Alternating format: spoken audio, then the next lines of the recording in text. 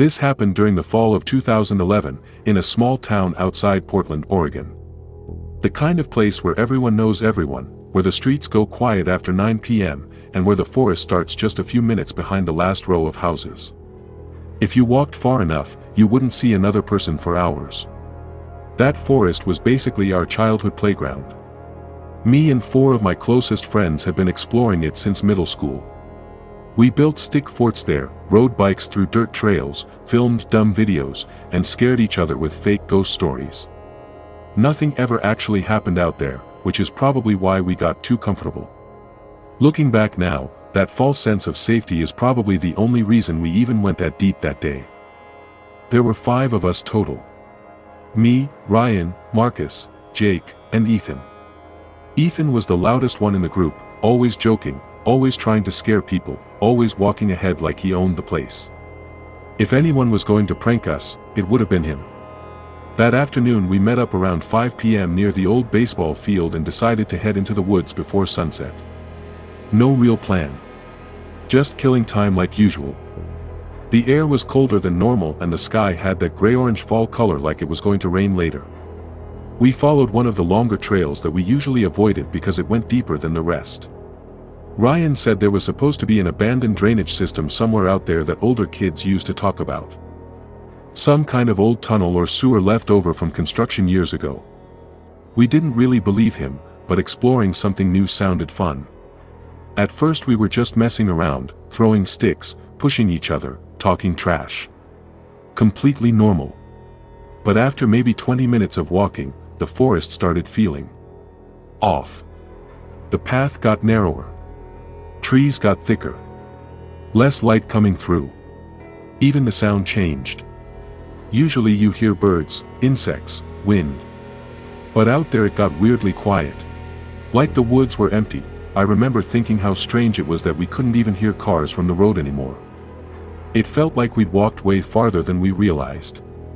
Ethan kept walking ahead of us, kicking rocks and humming some song. At one point Marcus joked, "Bro, slow down, you're gonna get lost." Ethan just laughed and waved us off.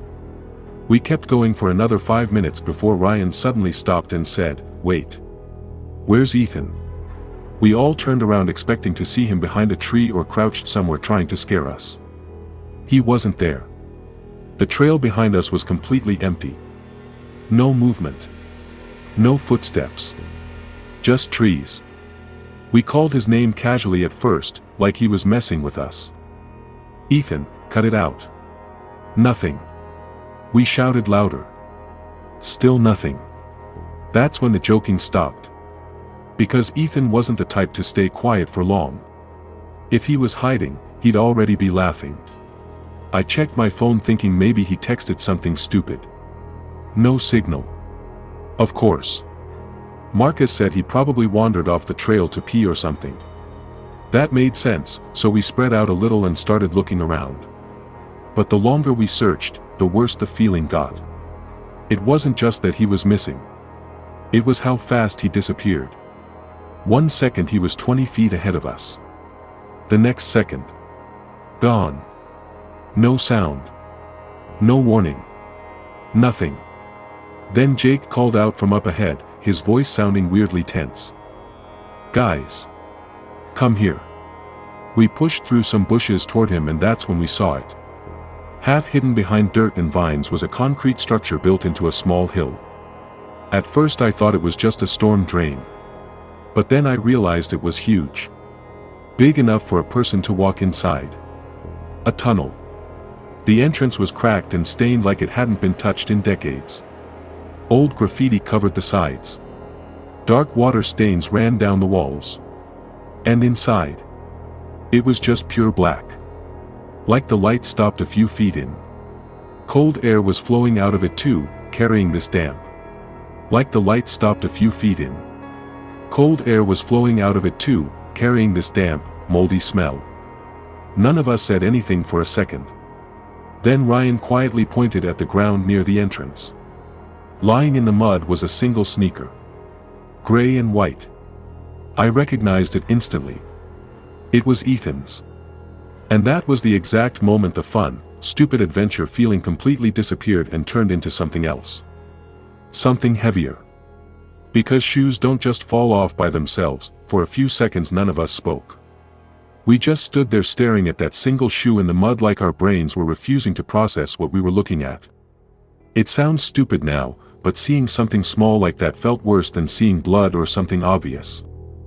Because it meant something happened fast. Too fast. Shoes don't just slip off while someone's casually walking. Especially Ethan. He tied his laces tight every time. Always joked about tripping. Marcus was the first one to move. He stepped closer and picked it up. Still warm. I remember him actually saying, "Dude. This is fresh." That word stuck with me. Fresh. Like Ethan had just been here seconds ago. Ryan immediately shouted his name toward the tunnel entrance. "Ethan."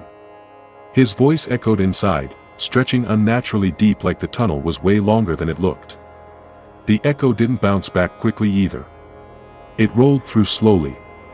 Like the sound was traveling through something huge. Then silence again. No reply. No movement. Nothing. Jake nervously laughed and said Ethan was probably messing with us, that maybe he went inside to scare us. But nobody really believed that. Even for Ethan, going alone into some random abandoned tunnel without telling us wasn't normal. I walked closer to the entrance and the temperature dropped instantly. It felt like stepping into a refrigerator. The air smelled wet, moldy, metallic. Like old pipes and standing water. The inside was pitch black, darker than regular darkness. It was the kind where your eyes can't adjust no matter how long you stare. Ryan turned on his phone flashlight and aimed it inside. The beam barely reached maybe 10 feet before getting swallowed. The floor was concrete but cracked, with shallow water running down the center like a small stream. There were muddy footprints too. Fresh ones. Leading inside. 5 of us had walked here. But there were only one set of prints going forward. Ethan's. None coming back. My stomach dropped when I noticed that. Marcus whispered, "Bro, he went in there." No one said the obvious part out loud, that he didn't come back out. We stood there arguing quietly for like 2 minutes. Jake said we should go back and call someone. Ryan said what if Ethan was hurt inside? What if he fell or twisted his ankle? The idea of leaving him alone in there felt worse than going in. And that guilt. That's what pushed us to do something stupid. Eventually Ryan said, "We go together. Nobody splits up. 5 minutes only." We all nodded. Phones out. Flashlights on. I remember my hands shaking a little even though I kept telling myself it was just an old drainage tunnel. Nothing more. Just concrete and water. Nothing supernatural. Nothing dangerous. Just our imaginations. That's what I kept repeating in my head. We stepped inside. Immediately every outside sound disappeared. No wind. No birds. Nothing. Just our shoes splashing lightly in the shallow water and the faint echo of our breathing. The walls were covered in old graffiti and weird symbols scratched into the concrete. Some looked new. Like someone had carved them recently with a knife. Dates. Random letters. A few phrases like "don't go deeper" and "turn back." Jake joked that it was probably edgy teenagers. But his voice sounded forced. Fake calm. The deeper we walked, the colder it got. Our breath started showing. The tunnel slowly sloped downward too, almost like it was leading underground instead of straight through. After maybe 30 seconds of walking, daylight from the entrance behind us looked tiny. Like a small square. Way farther than it should have been. That messed with me the most. There's no way we walked that far that fast. I turned around twice just to check. Each time the exit looked smaller.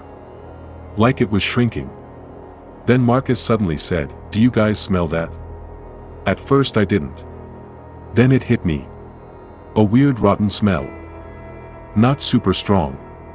But enough to notice. Like wet clothes mixed with something sour. The kind of smell you get in abandoned basements. We kept calling Ethan's name every few steps. Nothing. Just echoes. Then Ryan's flashlight flickered. Just once. But that tiny flicker made all of us freeze. Because for half a second the tunnel went darker than dark. And in that split second, I swear I thought I saw something ahead of us. Like a taller shape standing further down the tunnel. Not moving. Just blocking the path. When the light came back, nothing was there. My brain told me it was just shadows. Had to be. But my chest felt tight. Like my body knew something my brain didn't. We kept walking anyway. And that's when we noticed something that made all four of us stop at the exact same time. More footprints. Not ours. Not Ethan's either. Bigger. Wider. Deep boot prints pressed hard into the wet concrete. Coming from deeper inside the tunnel. And heading toward us. Those footprints were wrong. That's the only word I can use. Wrong. They were too big to belong to any of us. Way bigger than Ethan's too. Deep boot marks pressed hard into the wet concrete like whoever made them was heavy. Or dragging weight. And they weren't going the same direction as Ethan's prints. Ethan's went deeper inside. These were coming toward us. From deeper in the tunnel. Like something had already been down there. And was walking out. Toward the entrance. Toward us. We all just stood there staring at them in silence. Nobody joked anymore. Nobody talked. Ryan slowly whispered, "Tell me one of you guys came here before." No one answered. Because we all knew the truth. This place wasn't even supposed to exist. It wasn't on any map. It was hidden in the middle of nowhere. Who the hell would be casually walking around down here in the middle of the woods? At night? My heart started beating so hard I could feel it in my throat. Jake said we should turn back. Right now. Forget Ethan. Get help. Call police. But Marcus shook his head and pointed his light forward. Look. About 20 feet ahead. Something was lying on the ground near the wall. Dark. Crumpled. We moved closer slowly, like every step was heavier than the last. When the light finally hit it properly, my stomach dropped. It was Ethan's hoodie. The same gray one he was wearing earlier. Wet. Muddy. Thrown on the floor like trash. But that's not what scared me. There were long scrape marks next to it. Like something heavy had been dragged across the ground. Not carried. Dragged. And the marks led deeper into the tunnel. Ryan whispered, "No, no, no, no." Marcus actually said Ethan's name under his breath like a prayer. None of us wanted to say what we were all thinking. Because if he wasn't walking, if something dragged him, then what the hell dragged him? Then we heard it. A sound from deeper inside. Slow. Wet. Scraping. Like boots sliding across water. Not footsteps. More like something being pulled. Step. Drag. Step. Drag. Step. Drag. It echoed weirdly too. Too loud. Too close. My whole body went cold. Every survival instinct screamed run. But fear locked my legs. Ryan turned his flashlight toward the sound. The beam shook in his hand. For a second we saw nothing. Just darkness. Then. Movement. Way down the tunnel. Something tall. Taller than any of us. Standing near the curve where the tunnel bent. Still. Completely still. Watching us. I couldn't see a face. No details. Just a black shape darker than the tunnel itself. Like a human silhouette cut out of reality. It didn't move. Didn't breathe. Didn't make noise. Just stood there. Then Ryan's light flickered again. Once. Twice. And when it came back steady. The shape was closer. Way closer. Way too close for the time the light was off. That's when Jake lost it. He grabbed my arm and whispered, "Run." None of us argued. We turned and sprinted. Shoes splashing, slipping, crashing into each other. I didn't even look back.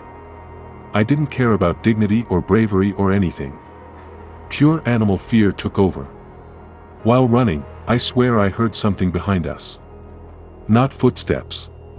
Faster than footsteps. Like something gliding over the ground.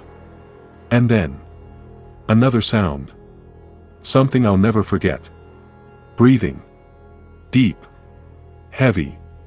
Right behind us. Way too close. Like it was just inches from my neck. Ryan started crying while running.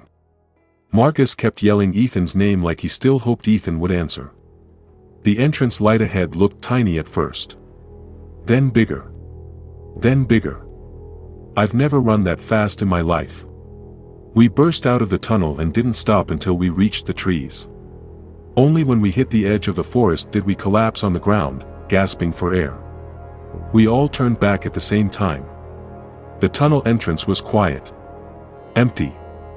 Nothing coming out. No movement. No sound. Like nothing had ever happened. Like the forest swallowed everything. We counted each other. 1, 2, 3, 4. Just us. Ethan was still gone. And none of us said a single word about what we saw in there. Because somehow, we all understood something without saying it. Whatever was inside that tunnel wasn't lost. It wasn't trapped. It was living there. And it didn't chase us because it couldn't.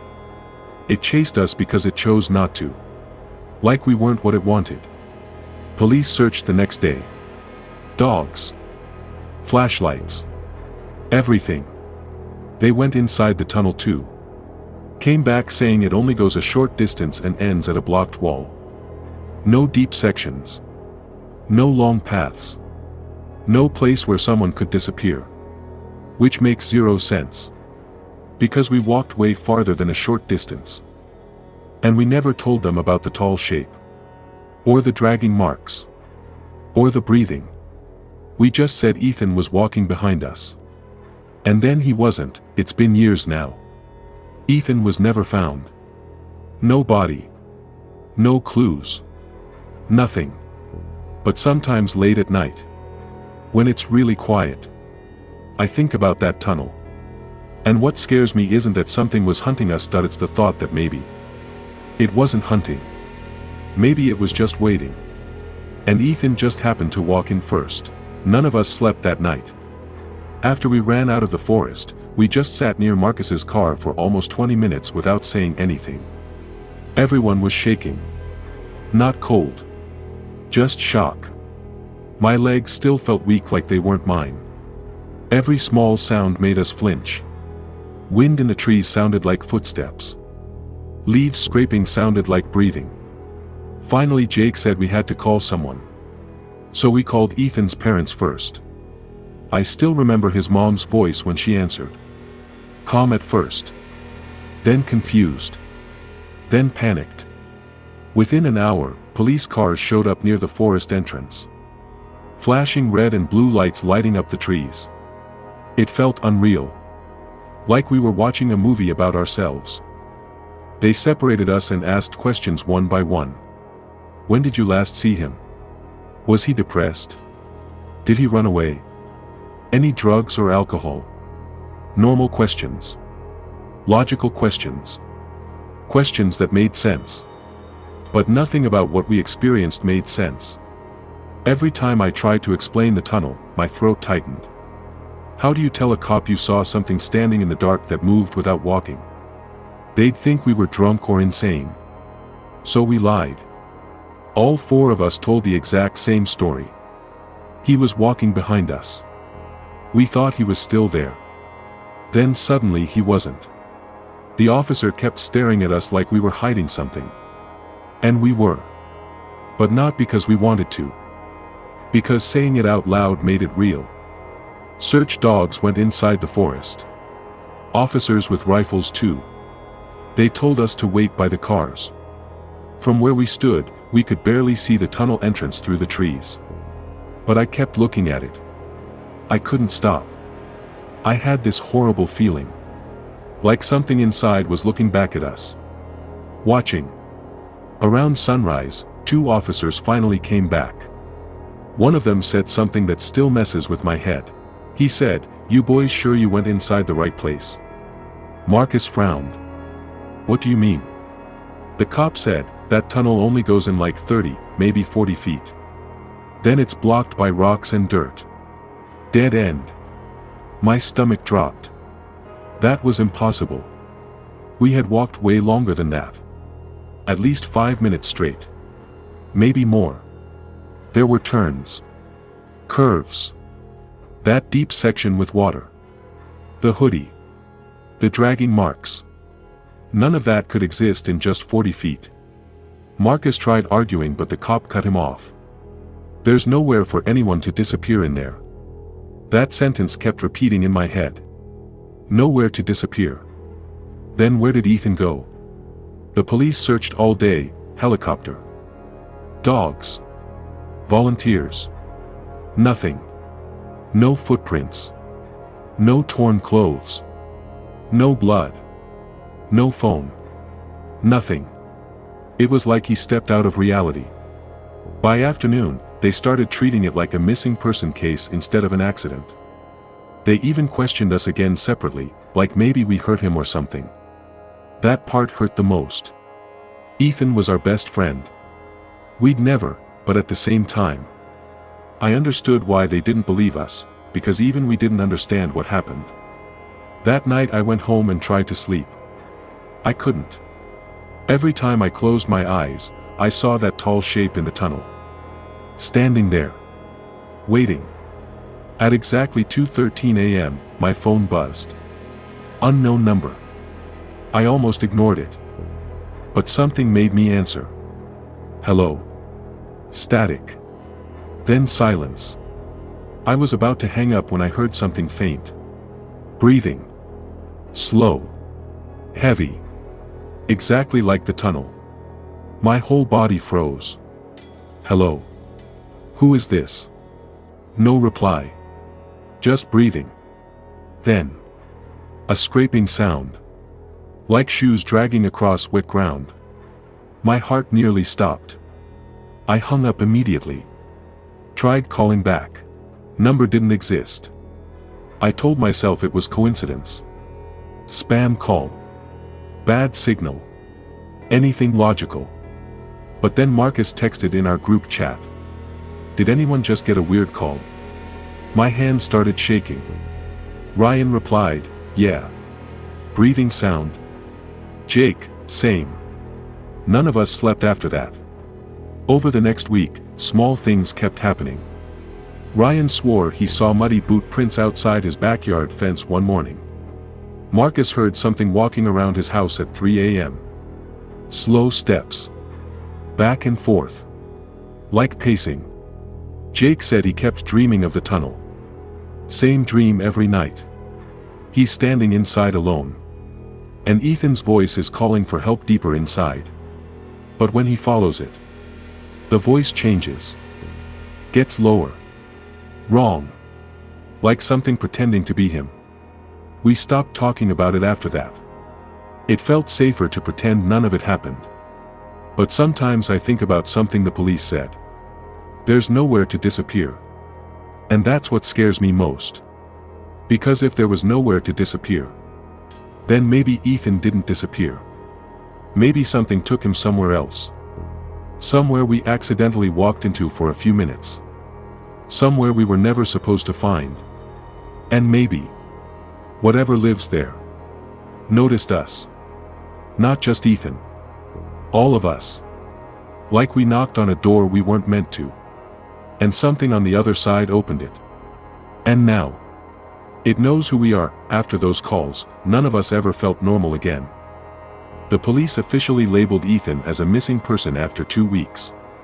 Posters went up around town. His photo on street poles, gas stations, grocery stores. Have you seen this boy? Every time I saw his face smiling in that picture, my chest felt tight. Because the last time I saw him, he wasn't smiling. He was terrified. And we left him behind. School got weird after that. Teachers acted softer around us. Students whispered when we walked past. Some people even thought we were responsible. Like maybe we pushed him or something. But the truth was way worse than anything they imagined. Because we didn't lose him. He was taken. And we knew exactly where. The tunnel. But none of us ever said it out loud again. About a month later, Marcus suggested we go back during daytime. Just to prove it's normal, he said. Just rocks and dirt like the cop said. None of us wanted to. But at the same time, we needed closure. So one Saturday afternoon, we drove back. Bright sun. Clear sky. Birds chirping. It felt stupid being scared in daylight. The forest looked smaller. Less threatening. Like the fear was just in our heads. When we reached the tunnel entrance, it looked exactly the same. Old concrete. Rust stains. Dark inside. But this time sunlight reached almost all the way through. And the cop was right. It only went about 30 or 40 feet. Then just dirt and collapsed rocks. Dead end. No turns. No deep section. No water. No space for anything. Just a short, useless tunnel. We all just stood there staring. Confused. Ryan even walked to the end and kicked the dirt pile. Solid. No hidden path. Nothing. My brain couldn't process it. Because what we walked through that night was way longer. I clearly remembered walking for minutes. Hearing echoes. Feeling the temperature drop. Seeing that hoodie on the ground. That couldn't fit in this tiny space. Maybe we panicked and imagined it. Jake said quietly. No one answered. Because deep down, none of us believed that. As we were leaving, I looked back one last time. And for a split second, I swear the inside of the tunnel looked darker than it should have been. Like the light wasn't reaching all the way anymore. Like it went deeper again. I blinked and it looked normal. I told myself it was nothing. Just my brain messing with me. We got in the car and left. We never went back after that. Months passed. Life slowly moved on. But Ethan's family eventually moved away. Too many memories, I guess. The missing posters faded and tore off. People stopped talking about him. Like he never existed. That part hurt the most. It's scary how fast the world forgets you. Then something happened that I still can't explain. Almost a year later, I was cleaning old photos on my laptop. Random stuff from high school. Trips. Birthdays. I found pictures from that day in the forest. Before we started the game. All 6 of us took a selfie together near the trees. I opened it, smiling at the memory for a second. Then my stomach dropped. There were only 5 of us in the picture. Not 6. Ethan wasn't there. At first I thought I opened the wrong photo. But I checked every single one. Every photo from that day.